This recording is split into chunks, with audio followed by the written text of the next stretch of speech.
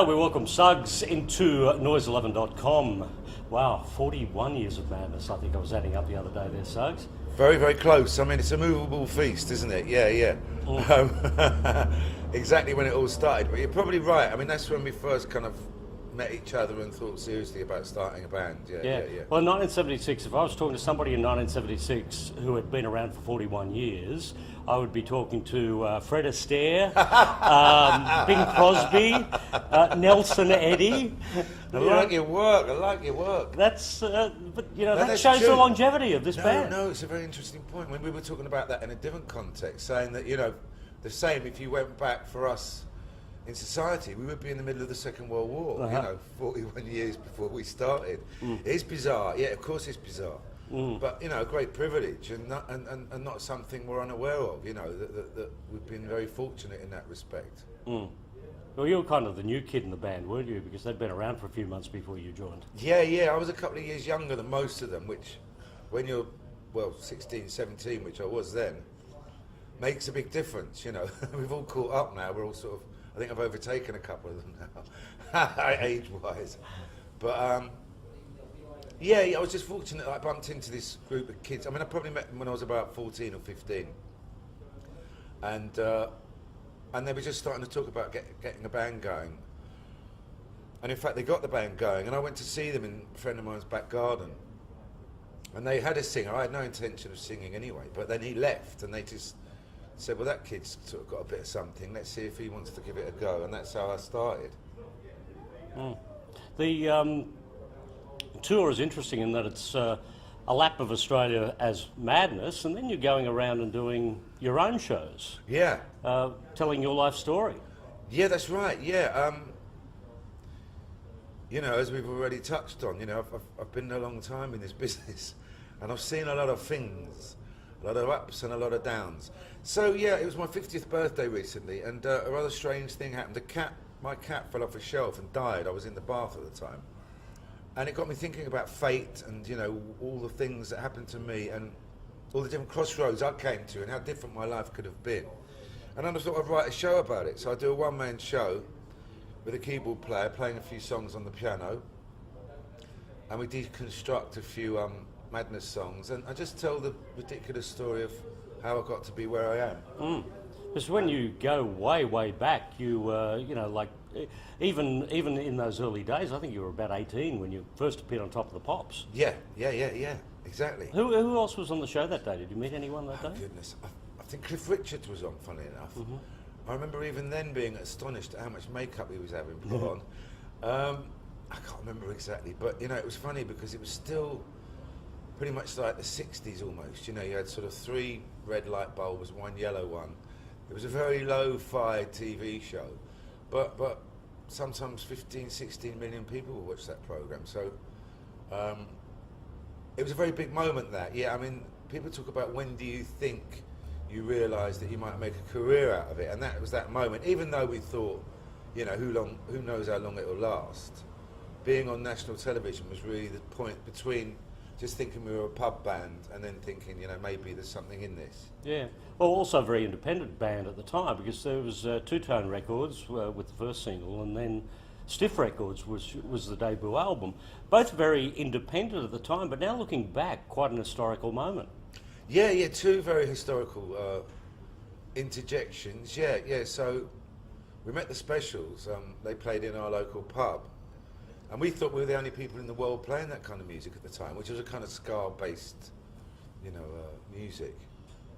And I met Jerry Dammers, who was the keyboard player and, in fact, the founder of the Specials.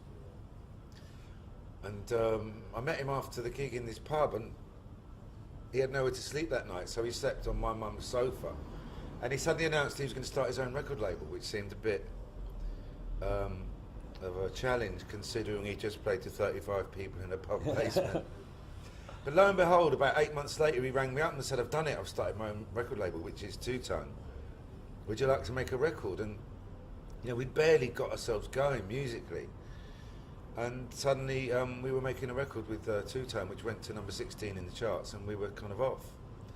The Two Tone tour, which was us, the Selector, the Specials, and then Dexy's Midnight Runners, was one of those moments that, you know, I will never forget, and was a high point, really. Yeah. Well, that debut album was quite an important album. It still forms pretty much the centrepiece of the set list these days, doesn't it? It's very true. Yeah, a lot of tracks off that album. I mean, the demo that we did for Two Tone had My Girl, Madness, and One Step Beyond. So those three songs are still very important to our current business. Yeah. But as you say, we left there and we went to Stiff, and yeah, it was great because, you know, we were trawling around all the big record companies. They didn't really seem to know what to do with us, you know. And Dave Robinson, who ran Stiff Records, had Elvis Costello and Ian Dury and Kirsty McCall, later the Pogues, Reckless Eric, all these. But all of them were sort of mavericks. Now, you know, you see successful artists, but at the time they were all artists that were having problems getting deals with normal record companies. So it's the most incredible mixture of eclectic and kind of weird but very talented musicians. So it's the perfect place for us.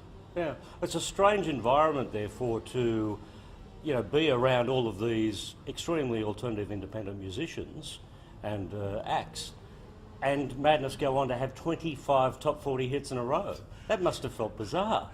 Yeah, it was a funny old changing of the guard, yeah. Because at that time, Elvis was just starting, Costello was just starting to really take off. And Ian Dury was starting to take on. Then we kind of overtook both of them.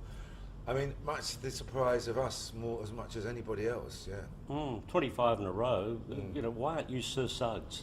I think I might have said, you know, that I want an award from Prince Charles probably as much as he wants one from me. But, you know, I think maybe we could be Sir Madness. You know, we could all turn up in one big suit with 7 heads sticking out of the neck hole. Sir Madness would be a great name Arise, for an Sir album. Madness. Yeah. Yeah. Yeah. Because you did perform on the roof of Buckingham Palace there at one point. Indeed, we did, yeah, a couple of years ago. Yeah, there's another bizarre moment in our career. You know, just when you think it's going a bit quiet. They asked us to perform at the Queen's Jubilee, Diamond Jubilee or something.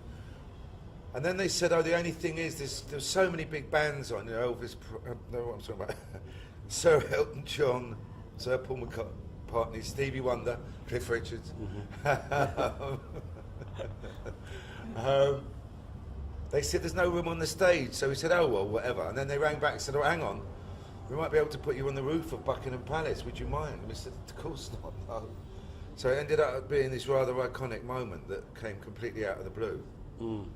And here we are all these years later, 11 albums in. Can't Touch Us Now is the current album. And obviously you still enjoy writing and creating and making new music and performing the new music. This album just fits alongside everything else quite nicely. Yeah, definitely. Yeah, we had a long period in the 90s when we kind of didn't do very much. And then we just thought, well, look, if we're going to do it, let's...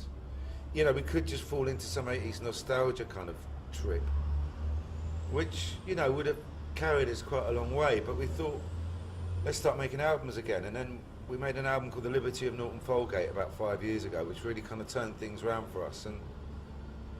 And now we're back just to being a band that make albums and play gigs, which is great, rather than being seen as some completely nostalgic thing.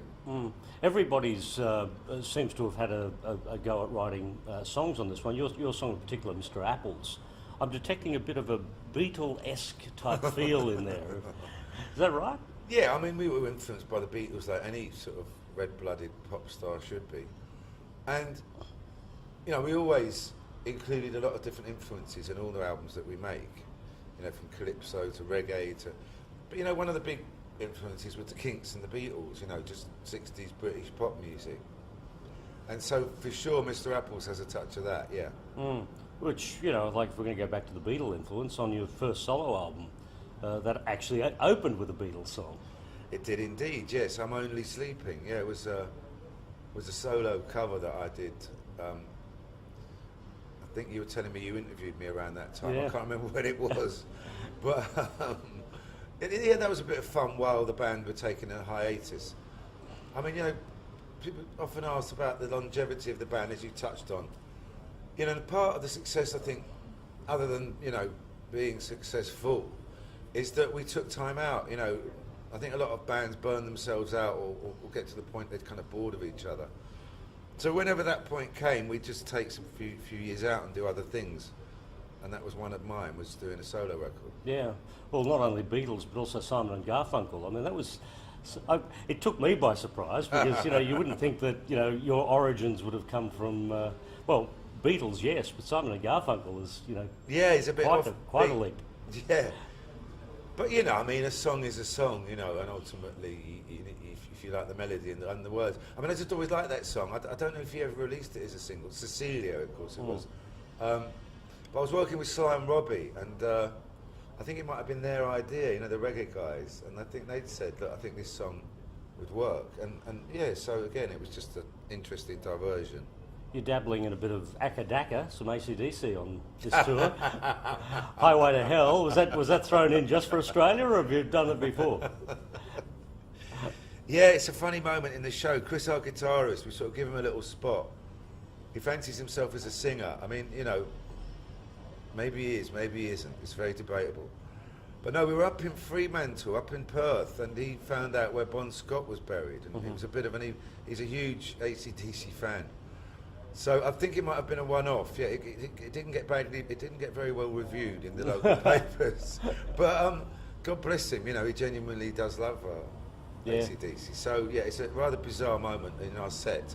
I don't know if it will be witnessed again by the human eye. Did he go down to Bond's burial place? He did indeed, yeah. And he went with our sax player, and Lee, and Lee said, yeah, he had a bit of a moment. Yeah, he sort of had a little kneel and a pray, which I can't imagine him ever doing. But he did, yeah, he went down to the grave, yeah. Wow. So from April 20 through to 24, you're back in Perth, you're in Melbourne with the show. The other guys have gone home by that point. Yeah. Yeah, so I'm looking forward to it.